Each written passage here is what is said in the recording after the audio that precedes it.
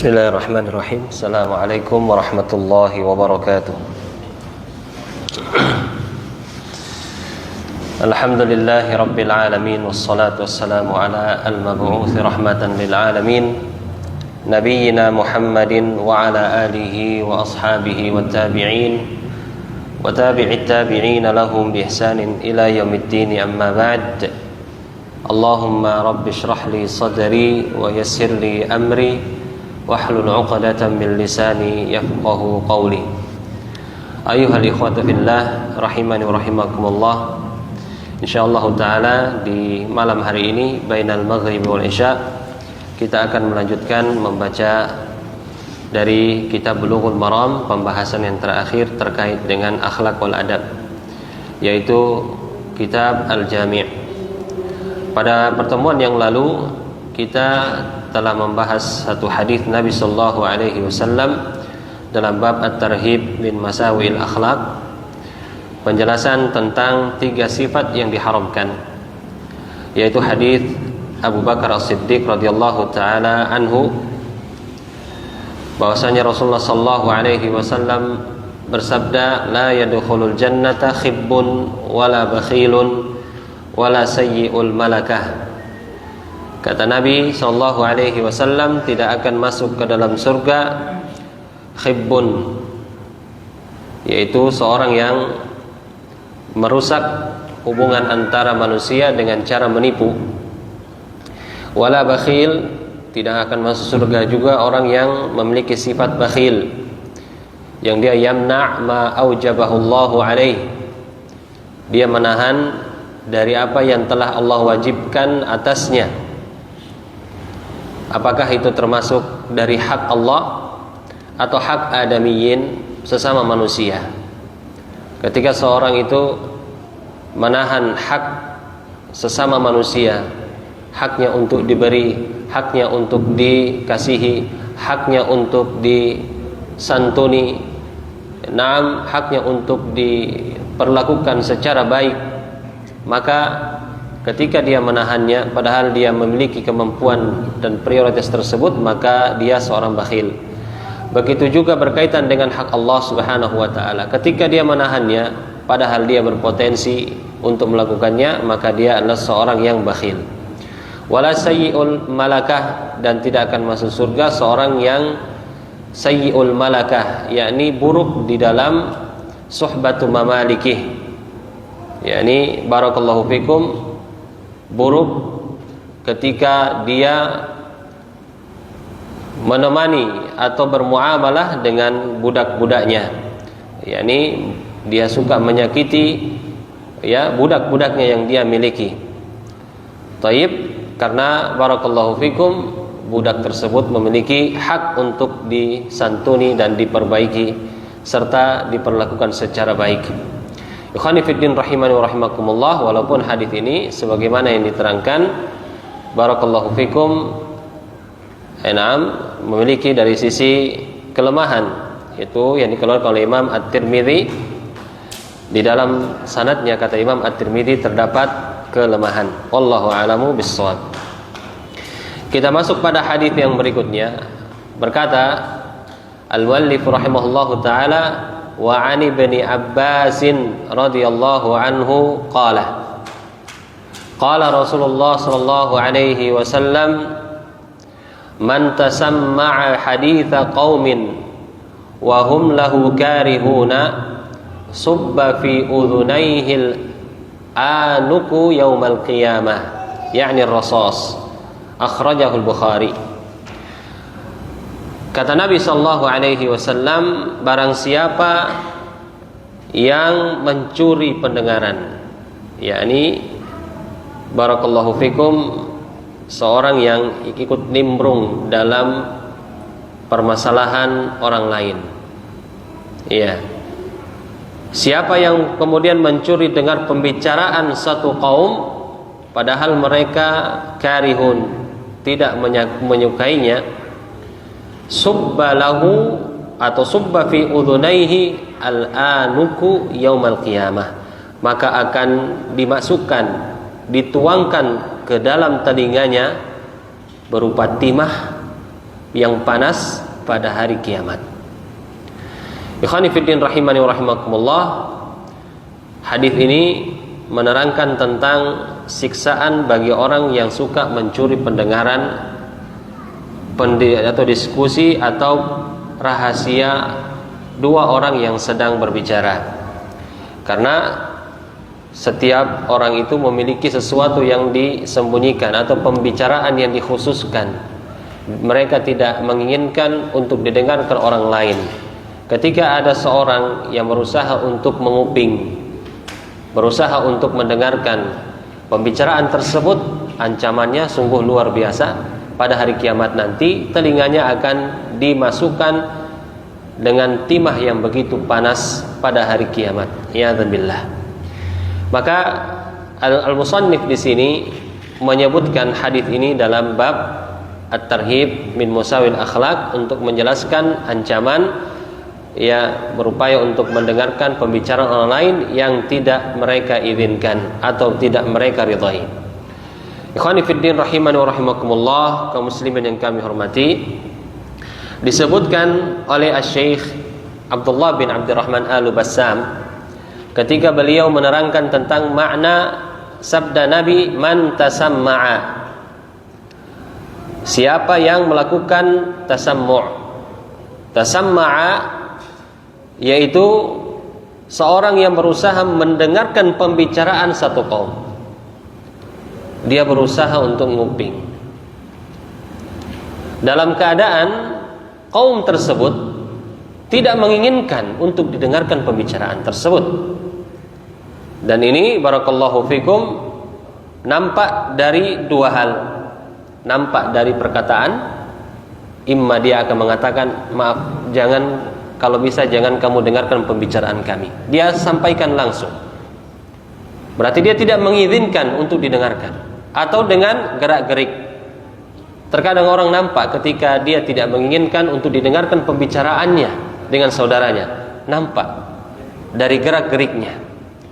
Maka ketika seorang itu berusaha untuk mendengarkan pembicaraan tersebut, seakan-akan dia kayak penasaran, dia berupaya untuk mendengarkan, dia tidak peduli apakah orang itu senang atau tidak. Maka subba fi udhunaihil anuk yaumal qiyamah, akan dituangkan di telinganya, kedua telinganya pada hari kiamat, al-anuku,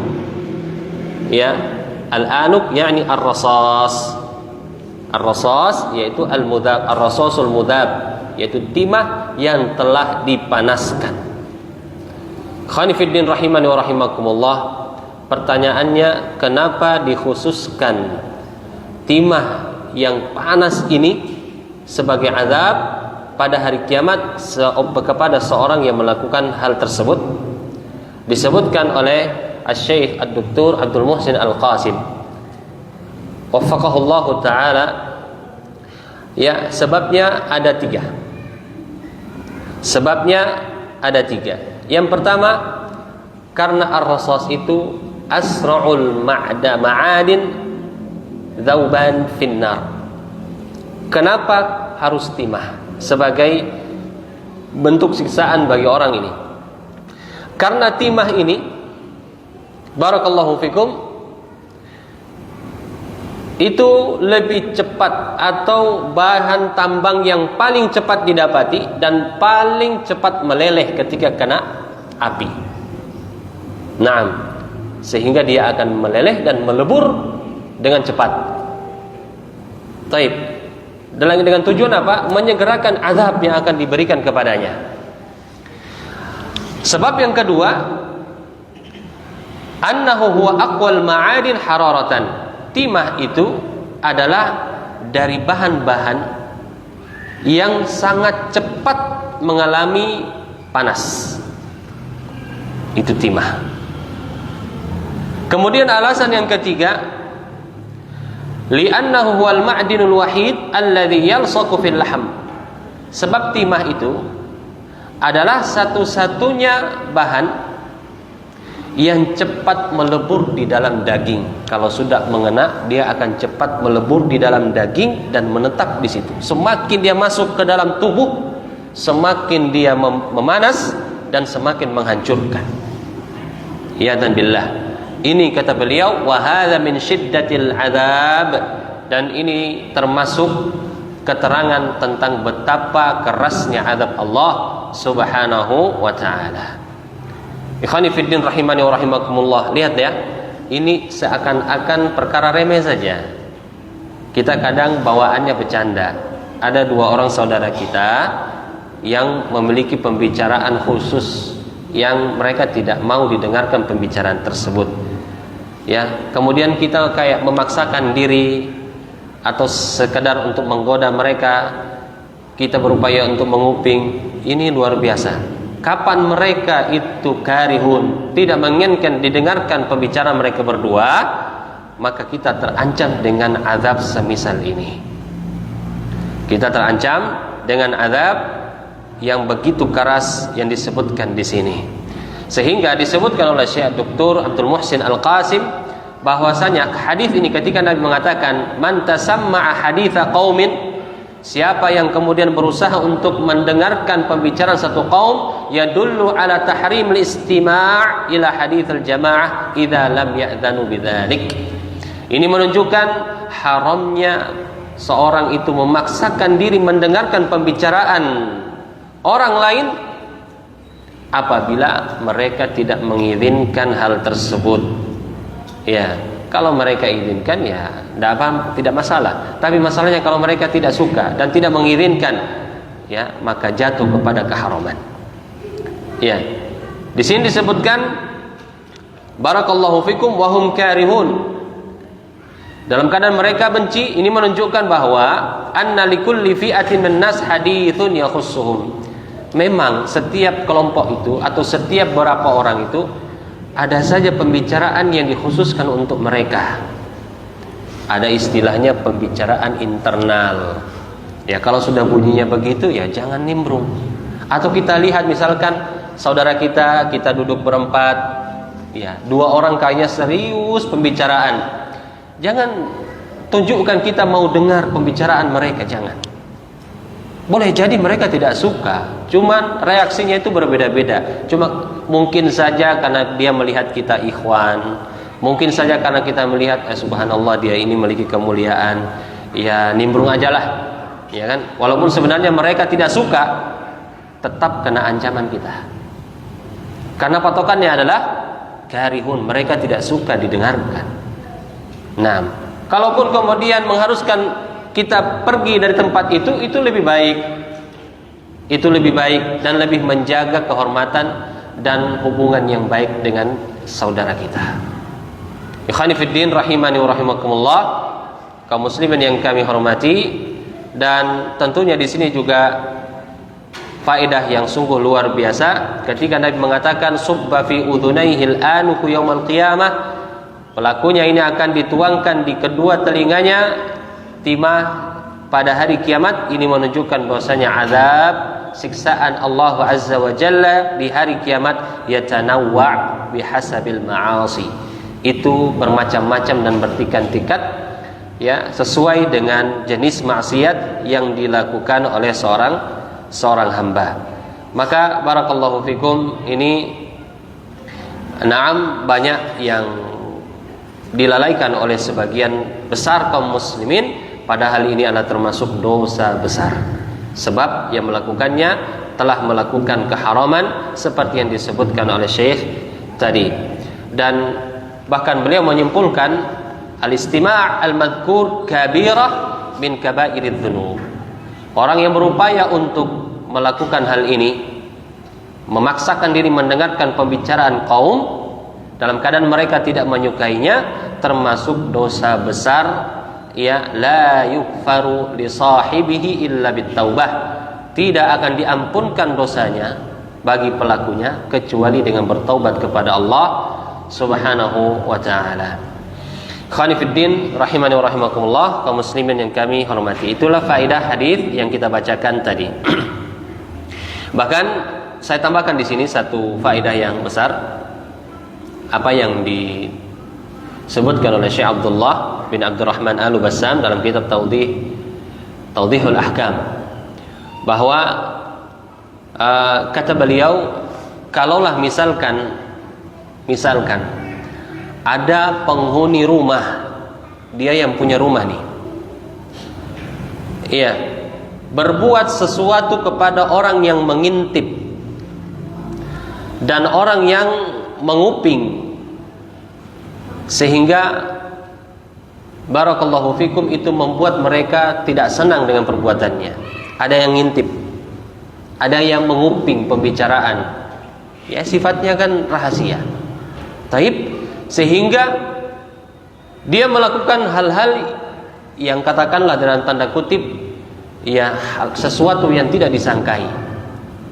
Akhirnya dia menusuk mata, misalkan mengenai matanya, atau kemudian dia memukul telinganya karena tidak suka, ya, atau anggota tubuh yang lainnya.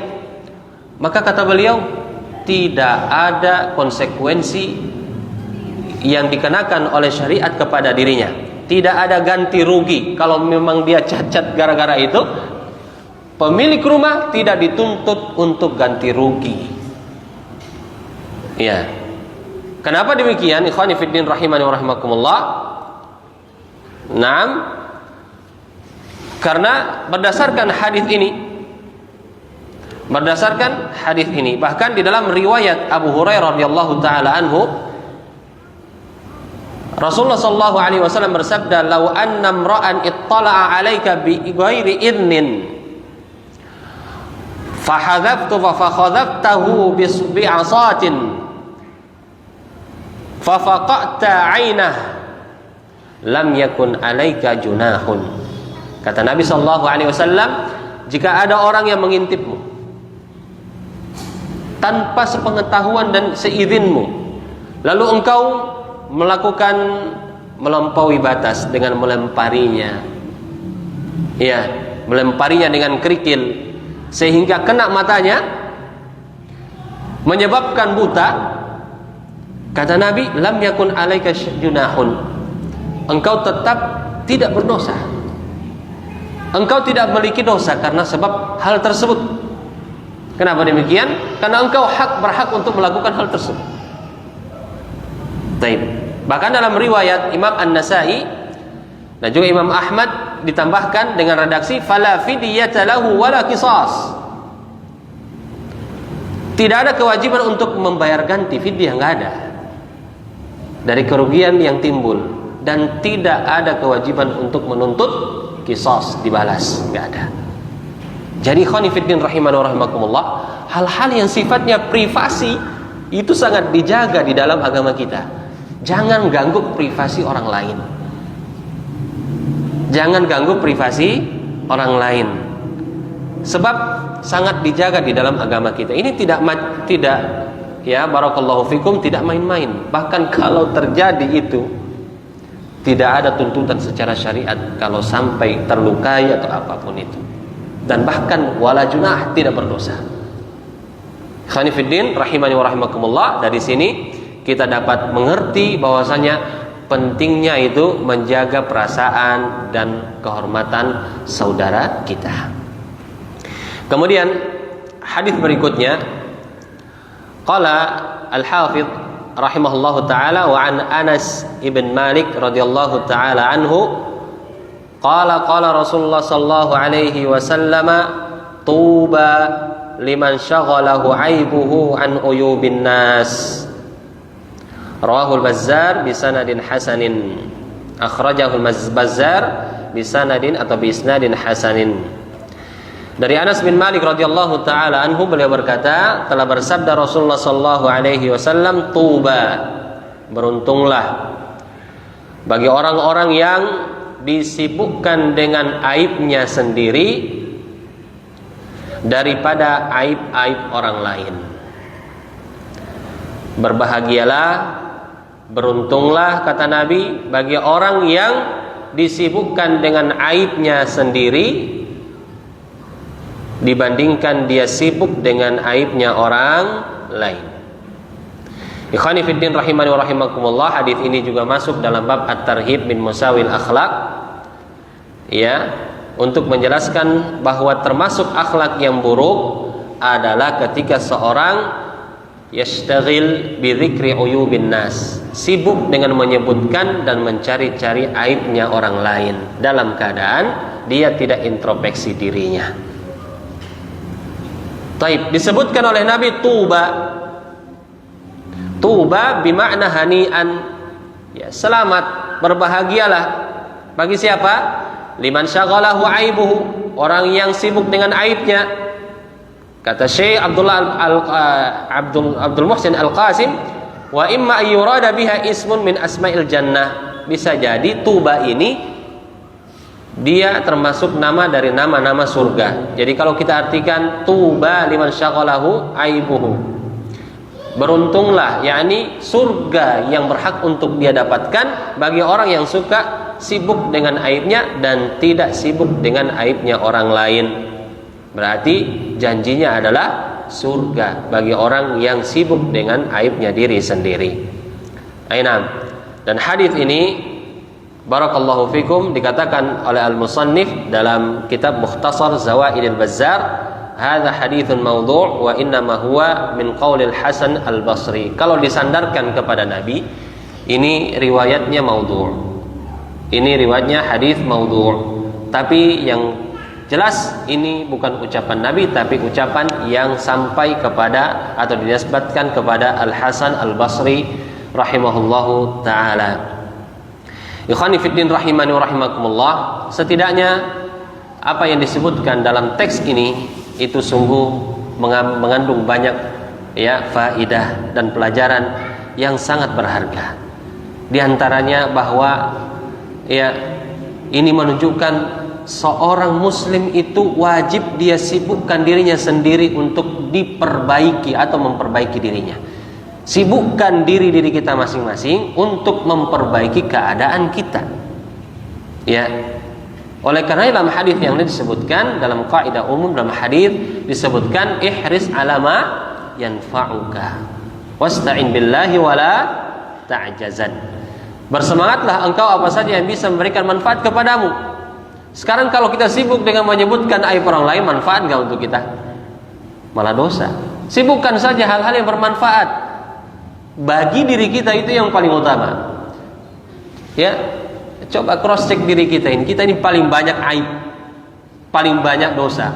Sampai-sampai Umar bin Khattab saja mengatakan, kalaulah dosa-dosa dan maksiat itu memiliki bau, tidak ada seorang pun yang mau mendekati diriku. Kalau dosa itu punya bau yang busuk. Ini Umar bin Khattab, apalagi kita.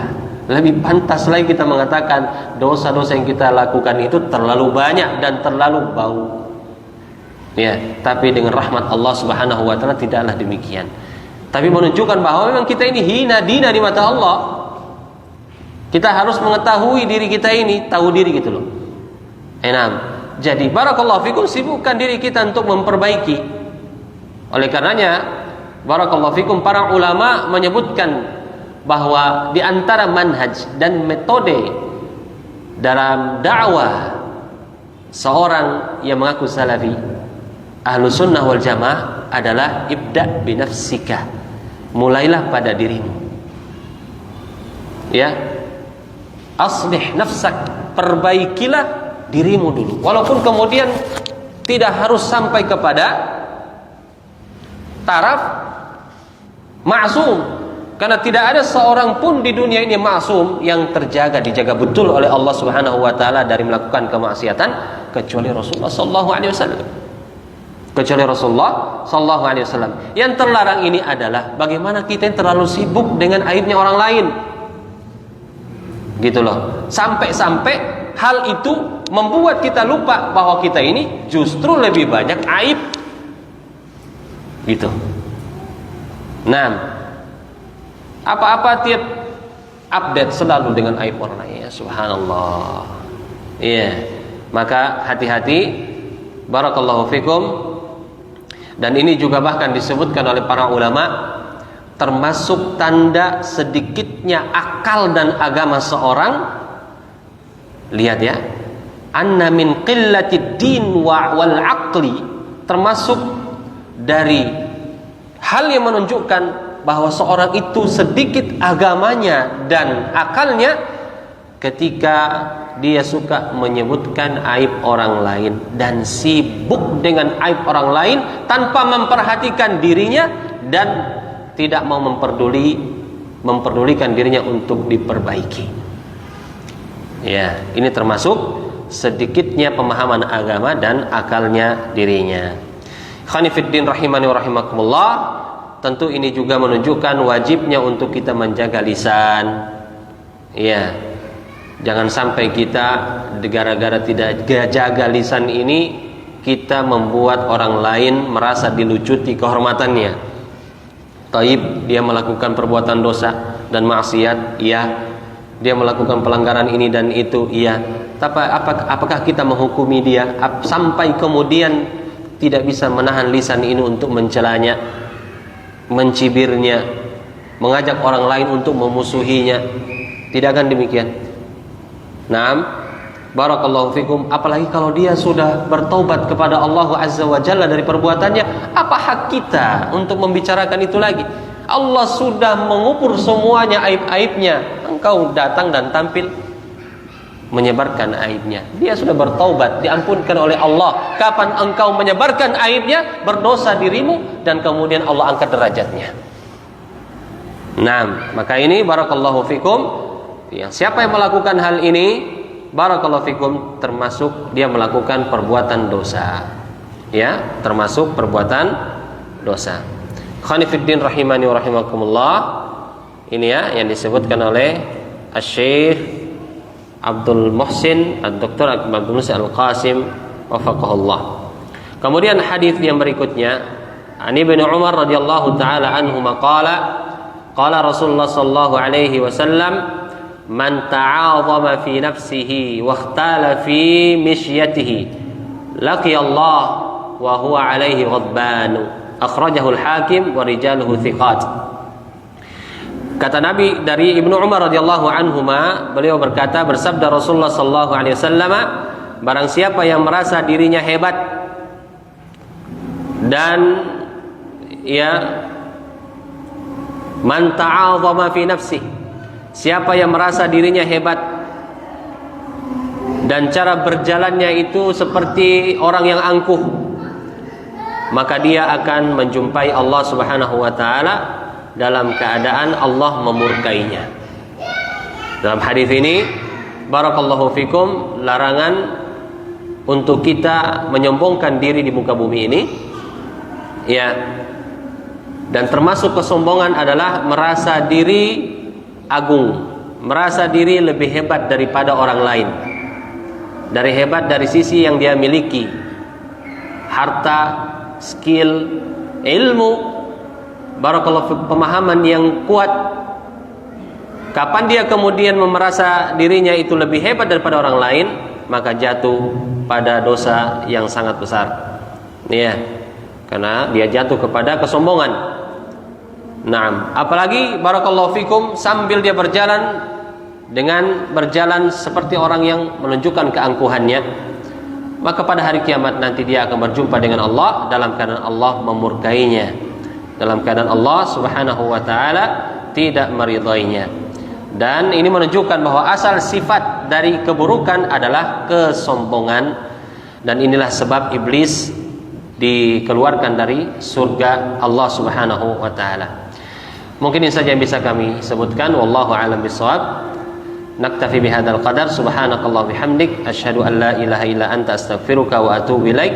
Wassalamualaikum warahmatullahi wabarakatuh.